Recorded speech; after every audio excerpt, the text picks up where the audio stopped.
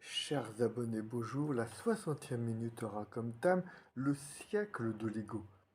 Hier, dimanche 3 avril, c'était la journée de la collecte des fonds contre la faim dans le monde, en sus de la journée annuelle du 15 juin, toujours pour la lutte contre la faim dans le monde. C'était le CCFD Terre Solidaire qui nous a rappelé hier que 800 millions de personnes mouraient encore de faim dans le monde. Nous avions tous l'air de tomber de haut car les médias ne focalisent plus que sur la guerre en Ukraine et sur la campagne des élections présidentielles. Où est-il ce temps où nous entendions sur nos ondes et dans nos églises des appels au partage et à la solidarité? C'était au siècle dernier. Me répondrez-vous? Toutes les stars mondiales chantaient We are the world et Éthiopie meurt peu à peu.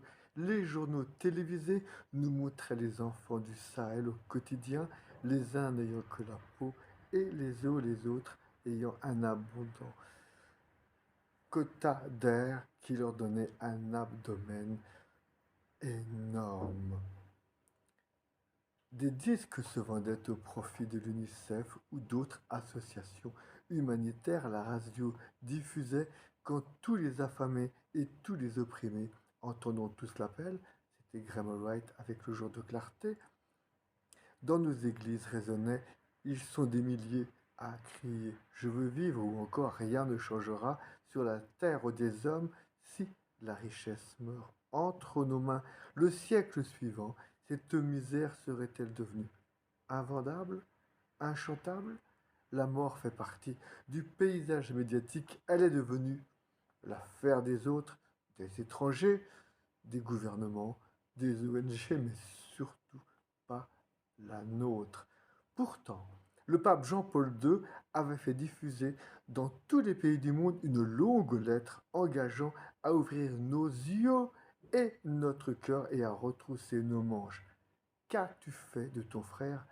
S'appelait cette lettre. Cette question est récurrente dans la Bible et au cours des siècles, on la lit dans le livre de la Genèse, dans l'évangile de Matthieu, dans la lettre de Jacques, et à l'origine, il s'agissait, comme vous le savez, de la question posée à Dieu, par Dieu, du moins à Caïn, qui venait de tuer Abel, son frère.